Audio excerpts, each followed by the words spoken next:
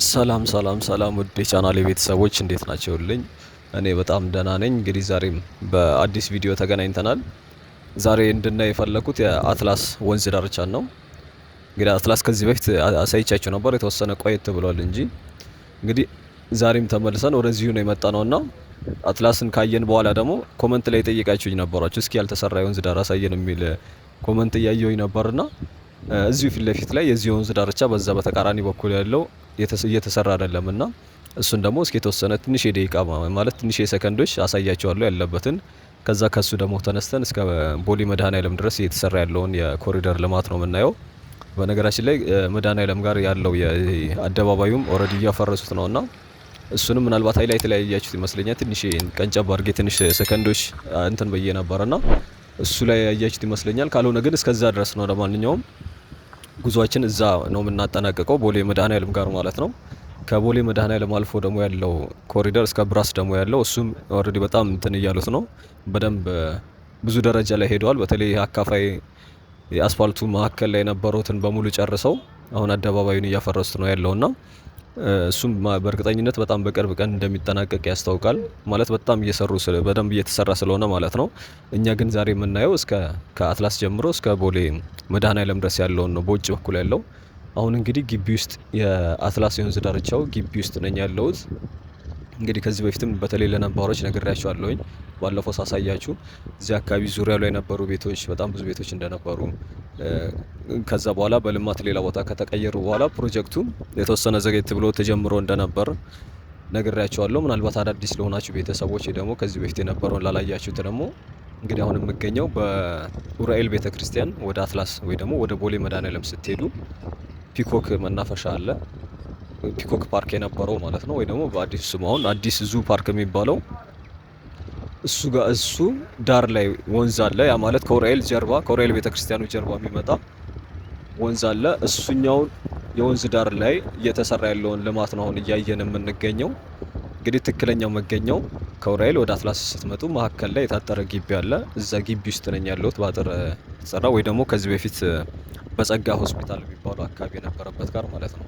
እንግዲህ ለቆያችሁ ደግሞ ከዚህ በፊት ምናልባት እዚህ ወንዝ ዳሩ ላይ እንጂ ይሄኛው እንደዚህ አሁን የሚቆፍሩት ወይ ደግሞ ከዚህ ከፓርኩ ዙሪያ ላይ ያሉ እነዚህ የተጀማመሩ ፕሮጀክቶች እነዚህ ዙም እያረኩ ማሳያችሁ ማለት ነው ነገሮች አልተጀመሩም ነበር። አሁን በጣም እንትኑን አድቫንሱን ይሄ አድማሱን አስፍቶ ትንሽ ሰፋ አድርገውት ነው እየሰሩ የሚገኙትና እነዚህ ነገሮች ለምን በዚሁ አናይም ብዬ ካየነውም ደግሞ ትንሽ ቆይተን ስለነበር ለዛ ብዬ ነው ድጋሚ ወደዚህ የተመለስኩት። እንግዲህ ይሄኛውን አይተን ከጨረስን በኋላ እንደነገርኳችሁ በዚህ በፊት ለፊት በኩል ደግሞ ወይ ደግሞ ከኡራኤል ቤተክርስቲያን ጀርባ ያልተሰራው ወንዝ ዳር አለ፣ ወይ ደግሞ እስካሁን ድረስ ያልተጀመረው ማለት ነው። እሱ ጋር የተወሰነ ካሳያችሁ በኋላ ቀጥታ ፊታችንን አዙረን ወደ ቦሌ መድኃኔዓለም በግራ በኩል አድርገን ወይ ደግሞ በሻላ መናፈሻው በኩል እያደረግን እናልፋለን። እዛም አካባቢ ይሄ ኮሪደሩ ልማት በደንብ እየተሰራ ነው የሚገኘው። አሁን እንግዲህ በዚህ አሁን ያለሁበት ድልድይ የዚህ ወንዝ ዳሩ የዚህኛው የግቢ ውስጥ ማለት ነው አካፋዩ ቦታ አካባቢ ወይ ደግሞ በአንደኛው ወንዝ የፒኮክ ስር ላይ ሁለት ወንዞች እንዳሉ ነግራችሁ ነበር። አንደኛው ከባምቢስ የሚመጣው በዛ በቀኝ በኩል በወሎ ሰፈር በኩል የሚያልፈው ማለት ነው። ሁለተኛው ደግሞ ይሄ በግራ በኩል ያለው ከኡራኤል ቤተክርስቲያን በኩል ወይ ደግሞ በአጎዛ በካሳንቺስ አድርጎ የሚመጣው ወንዝ ነው ያለው። እንግዲህ አሁን እያየን ያለ ነው በአጎዛ ወይ ደግሞ በካሳንቺስ አድርጎ የሚመጣው ነው። ሁለቱ ወንዞች እንግዲህ ከፓርኩ ጀርባ ላይ ወይ ደግሞ ወደ ወሎ ሰፈር ሩዋንዳ አድርገው ሲሄዱ እዛ መጨረሻው ላይ እንደሚቀላቀሉም ከዚህ በፊት ተነጋግረን ነበር። እኔም ቆያችሁ የምታስታውሱት ይመስለኛል። ያኛው በዛ በኩል ያለው ከፓርኩ በስተ ቀኝ በኩል ያለው ወይ ደግሞ ከባምቢስ የሚመጣው መቼለት በቅርብ ቀን ያሳያችሁ ምናልባት 3 ቀን እንደዚህ ቢሆነው ነው። ያ ማለት የፒኮክ ወንዝ ዳርቻው ማለት ነው። እንግዲህ ዛሬ ደግሞ ይሄንን አይተን ወደዛ ወደ ውጪ ነው የምንወጣው። እንግዲህ አሁን የተነሳውበት እነዚህ ዙሪያው እነዚህ መኪኖች ያሉበት አካባቢ አሁን እየተሰራ ያለው ፕሮጀክቱ ያለበት ከወንዝ ዳሩ ባሻገር ማለት ነው በርካታ ቤቶች ነበሩ ዙሪያው ላይ። በተለይ ስታልፉ ምናልባት ያያችሁ ካላችሁ ከኡራኤል ወደ ቦሌ ምናልባት ወደ መድኃኔዓለም ስትሄዱ የሚሆን ድልድዩ ስር ላይ አድርጋችሁ ስትሄዱ ስታዩ ወደ ውስጥ በርካታ ቤቶች ይታዩአችሁ ነበር። ትልልቅ አትክልት ቤቶችም ነበሩ፣ በተለይ ጫፍ ላይ ወደ በጸጋ መግቢያ አካባቢ። ከዛ ውጪ ትምህርት ቤቱም አለ። ከትምህርት ቤቱ ወደዚህ በታች በኩል ጋር ነው እንግዲህ ያለ ነው። ያው ውጪው እያያችሁት ስላልሆነ ምናልባት ውስጡን ያላያችሁ በደንብ ላታውቁ ስለምትችሉ ነው። እንግዲህ ከተነሳንበት በዚህ በቀኝ በኩል ያው ሪል ስቴቶች አሉ። እነሱም እንግዲህ አጥረው እየሰሩ ነው የራሳቸውን እንትን መግቢያ ግን መውጫ ግን አለች እዚች መሀል ላይ ያው እግረኛ የምንረማመድበት ፒስታው የጀመረበት ጋር ማለት ነው ደረጃ አለች። በደረጃዋ ወደ ውጪ ወይ ደግሞ ወደ መንደር ውስጥ የሚያስገባ መንገድ ነው።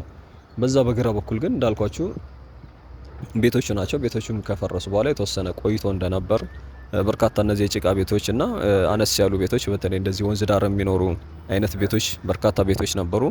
እንደዚሁም ደግሞ የቀበሌ ቤቶችም ብዙ ቤቶች ነበሩ። ከዛ ውስጥ ደግሞ አነስ ያሉ ቢዝነሶች እንዲህ አይነት እንትኖች ነበሩበት።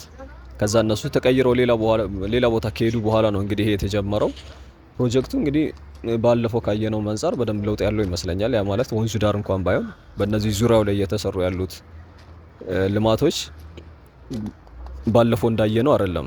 ምናልባት ላታስታውሱት እንትን ካላላችሁ በስተቀር ባለፈው ኢቭን እነዚህ እንትኖች ነው የነበሩት። ሳሩ ሁላ ነበር። እንደዚህ መኪኖችን በብዛት አልነበሩም። እንደገና ደግሞ የተቆፋፈረ ነገር ብዙ አልነበረም።